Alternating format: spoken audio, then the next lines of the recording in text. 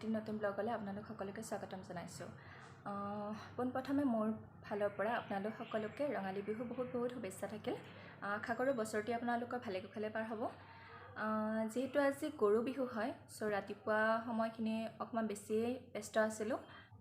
ৰাতিপুৱাই উঠি ঘৰ সাৰি মচি যিহেতু ঘৰত গৰু আছে, চ' গৰু ধুৱাবলৈ যোগাৰ কৰিলোঁ। ভিডিঅ' কৰা নহ'লে বাৰু, কাৰণ সময় মিলাব নোৱাৰিলোঁ, ভিডিঅ' কৰা নহ'লে, কিন্তু কি যোগাৰ কৰিলোঁ সেইটো আপোনালোকক দেখুৱাম বাৰু। তাৰপাছত গা মূৰ ধুলোঁ, মাহ হালধি সানি গা মূৰ ধুলোঁ, আৰু এতিয়া আজৰি হৈ ভাবিলোঁ ব্লগটো ষ্টাৰ্ট কৰোঁ বুলি। চ' আজিৰ দিনত কি কি কৰিম আপোনালোকক দেখুৱাম, পাৰালৈকে ভিডিঅ'টো চাই থাকিব। গৰু ধুৱাবলৈ প্ৰয়োজন হোৱা বস্তুখিনি মই আৰু মোৰ হাজবেণ্ডে মিলি এনেদৰে গোটাইছিলোঁ, আৰু যিহেতু গৰুক গামোচা দিব লাগে, গৰুৰ কাৰণেও আমি নতুন ৰছী এনেদৰে আগবঢ়াইছিলোঁ। আজি যিহেতু গৰু বিহু আছিলে, চ' দিনটো অকণমান বিজিয়ে আছিলোঁ, ভিডিঅ' কৰিবলৈ নহ'লে। এতিয়া আবেলি ওলাই যাম। এতিয়া আপোনালোকক দেখুৱাম মই চৰক পূজা।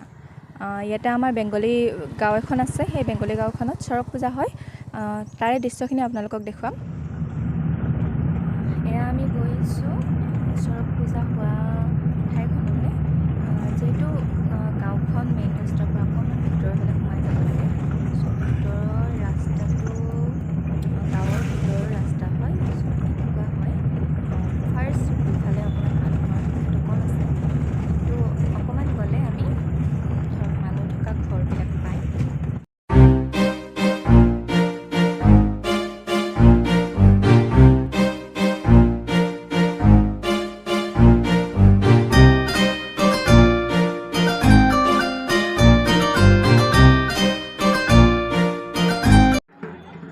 এয়া এতিয়া মাজৰ ঠাইখিনিত, তাত এতিয়া পূজা কৰি আছে।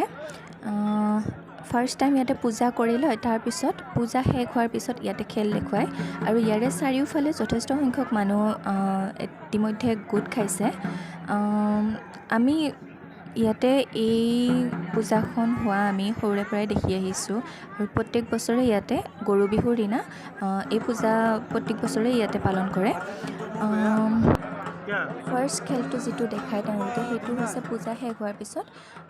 এইটো চাব পাৰিব আপোনালোকে, এখন দাৰ ওপৰত এজন ল'ৰা থিয় হৈছে, কিন্তু ল'ৰাজনৰ কোনো ধৰণৰ ক্ষতি হোৱা নাই, দাখনে ল'ৰাজনক কাটা নাই। এইটো হৈছে তেওঁলোকৰ ফাৰ্ষ্ট খেল। আৰু ছেকেণ্ডলি তেওঁলোকে দেখুৱায় এজন ব্যক্তিক তেওঁলোকে জিভাখনত এডাল লোহাৰ শলাই দি ইপাৰ সিপাৰ কৰি ফুটা কৰি দিয়ে, পাৰ কৰি দিয়ে, কিন্তু ল'ৰাজনৰ এটোপাল তেজো নোলায়, আৰু কোৱা হয় যে তেওঁ বিষ অনুভৱ নকৰে বুলিও কোৱা হয়। এইটো হৈছে 2 নম্বৰ খেল। দেখিবলৈ অকণমান ভয় লগা হয়। কোৱা হয় ইয়াতে তেওঁলোকে যিটো ফাৰ্ষ্ট পূজা কৰে, সেই পূজাটোৰ শক্তিৰ বলতে এনেকুৱা ধৰণৰ খেল দেখুৱাব পাৰে বুলি কোৱা হয়। এয়া চাওক, আপোনালোকে দেখিবই পাৰিছে, এইটো একদম অৰিজিনেল হয়।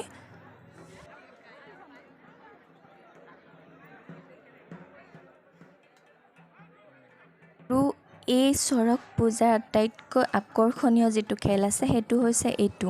এটি সৰু ল'ৰাৰ পিঠিত দুটা বৰশী কটাই ফুটাই ইপাৰ সিপাৰ কৰি তেওঁক এনেকৈ ৰছীৰে ওলোমাই দিয়া হয়, আৰু তাৰপিছত এই ল'ৰাজনক এতিয়া চাৰিওফালে ঘূৰাব। কিন্তু ল'ৰাজনক দেখিলে আপোনাৰ এনেকুৱা নালাগে যে ল'ৰাজনে কিবা কষ্ট পাইছে। কোৱা হয় কোনো ধৰণৰ কষ্ট অনুভৱ নকৰে বুলি কোৱা হয়। আৰু এইটো চাবলৈকে বহুত দূৰৰ পৰা মানুহ আহে, আৰু চাৰিওফালে চাই গমেই পাইছে চাগে ইয়াত মানুহৰ ভিৰ কিমান।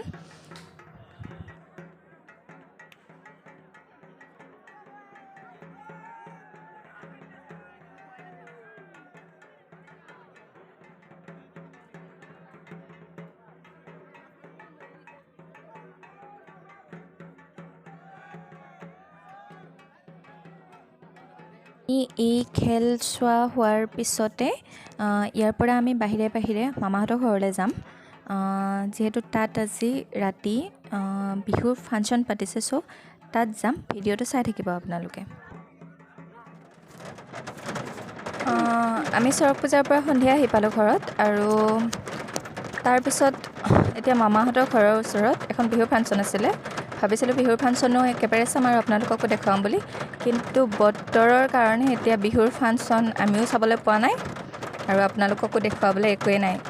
বাহিৰৰ ফালে চাওক, পূৰা বৰষুণ দি আছে, আমি গাড়ীৰ পৰা বাহিৰে ওলাব পৰা নাই। এতিয়াও য'ত ফাংচন হৈ আছে সেই কেম্পাছতে আমি আছোঁ, কিন্তু বাহিৰৰ অৱস্থাটো খুবেই বেয়া।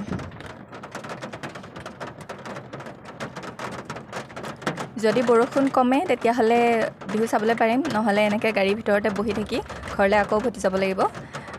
ইয়াৰ পিছৰখিনি আপোনালোকক দেখুৱাই থাকিম, চাই থাকিব ভিডিঅ'টো।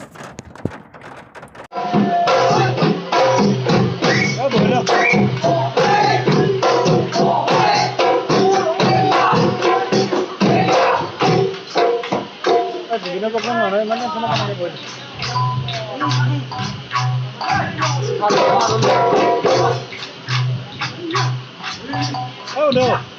Oh no!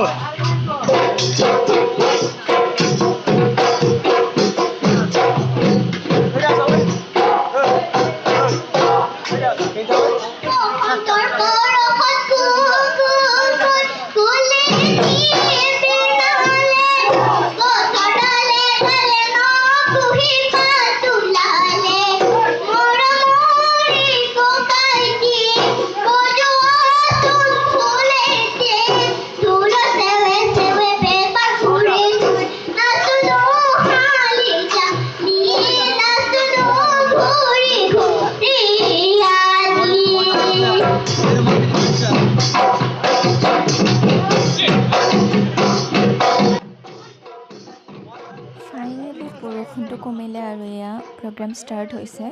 বহুত অকণমানি মইনাহঁতে বিহু নাচিছে, খুব ধুনীয়াকৈ নাচিছে, চাই বহুতেই ভাল লাগিছে। আপোনালোকেও চাওক, দেখুৱাইছোঁ আপোনালোককো।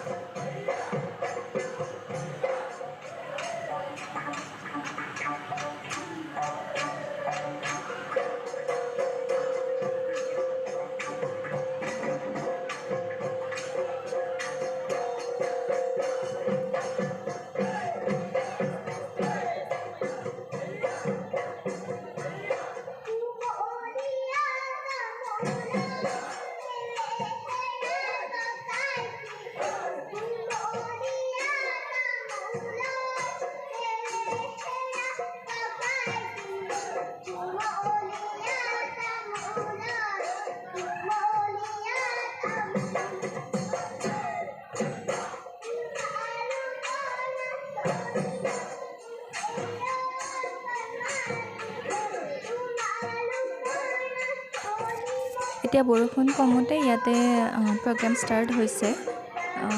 বহুত অকণমানি টিকলি মইনাই নাচিছে। চাই খুব ভাল লাগিছে, কাৰণ যোৱাবাৰো বিহু চাবলৈ পোৱা নাছিলোঁ, এইবাৰ চালোঁ, বহুতেই ভাল লাগিছে। আপোনালোকেও চাওক অকণমানি কেইজনীয়ে কেনেকৈ নাচিছে।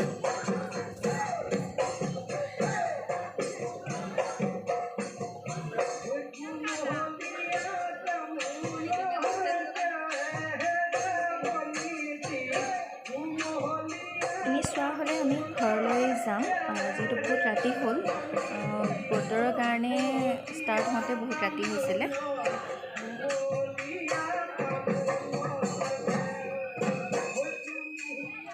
ঘৰ আহি পালোহি, এতিয়া ৰাতি 12টা বাজি গৈছে। আজি গৰু বিহুৰ দিনটো কেনেদৰে পাৰ কৰিলোঁ আপোনালোকক দেখুৱালোঁ। আশা কৰোঁ ভিডিঅ'টো চাই আপোনালোকে ভালেই পালে। যদি ভাল পালে লাইক, কমেণ্ট আৰু শ্বেয়াৰ কৰিব, আৰু যদিহে মোৰ চেনেলটোত নতুন হয় ছাবস্ক্ৰাইব কৰিবলৈ একেবাৰে নাপাহৰিব।